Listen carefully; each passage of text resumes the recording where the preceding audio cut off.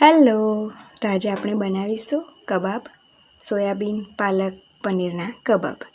તો મેં અહીંયા આગળ સોયાબીનને બાફી લીધી છે અને અધકચરી મેં એને ક્રશ કરી લીધી છે. પનીર લીધું છે તેને મેં છીણી લીધું છે, બાફેલા બટાકાને પણ છીણી લીધા છે અને પાલકની ભાજીને મેં બરાબર એક પાણીમાં ઉકાળી લીધું છે. તો આ બધું જ ભેગું કરી અને આપણે તેમાં મસાલા કરીશું. તો બાફેલા બટાકા પનીર છીણી લીધું છે, આમાં મકાઈ અને વટાણાને મેં અધકચરો ક્રશ કરી લીધું છે. તો પાલકની ભાજી પણ એડ કરી દઈશું અને આ બધું જ આપણે એક વાસણમાં ભેગું કરી લઈશું. આ સોયાબીનને મેં બી ક્રશ કરી લીધા છે. તો હવે આપણે મસાલા કરીશું.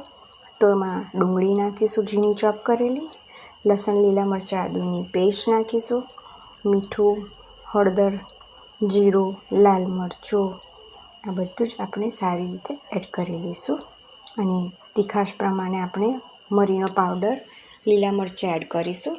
તો મેં અહીંયા 4 ચમચી ચોખાનો લોટ, 4 ચમચી સોજી અને 4 ચમચી ચણાનો લોટ લીધો છે. એ બધું જ એડ કર્યું છે અને આગળ પડતી કોથમીર નાખી છે. તો હવે આપણે બરાબર તેને મિક્સ કરી લઈશું. તો આને કોટ કરવા માટે આપણે બ્રેડ ક્રમ્સ અને કોર્નફ્લોરનો ઉપયોગ કરીશું અને આમાં થોડી ક્રિસ્પીનેસ આવે એના માટે મેં અહીંયા 4 ચમચી કોર્નફ્લોર પણ લીધો છે. તો રેડી છે મારો લોટ. તો હવે આપણે તેના કબાબ બનાવી દઈશું. તમને જેવો જોઈએ તેવો શેપ તમે આપી શકો છો. તો મેં અહીંયા 4 ચમચી કોર્નફ્લોર અને 4 ચમચી બ્રેડ ક્રમ્સ લીધું છે. તો આપણે તેને મિક્સ કરી લઈશું અને હવે આપણે શેપ આપી દઈશું મનગમતા. મેં અહીંયા ગોળ પેટીસ ટાઈપ શેપ આપ્યા છે અને હવે તું એને આમાં કોટ કરી લઈશ, એટલે કે કોર્નફ્લોર અને બ્રેડ ક્રમ્સમાં હું કોટ કરી લઈશ. આ રીતે આપણે બધા જ કબાબ બનાવી દઈશું અને એને shallow fry, deep fry, air fryer, તમારે જે કરવું હોય તે તમે કરી શકો છો. મેં અહીંયા ઓછું તેલ લઈને એને સારી રીતે શેકી લીધા છે.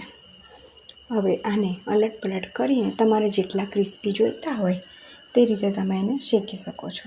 તો જુઓ, આ રેડી થવા જઈ રહ્યા આવી ગયા છે. તો તમને આ મારા કબાબ કેવા લાગ્યા મને જરૂરથી જણાવશો. મારી ચેનલને સબસ્ક્રાઈબ કરશો. તો રેડી છે, પૌષ્ટિક, ટેસ્ટી તૈયાર છે મારા કબાબ.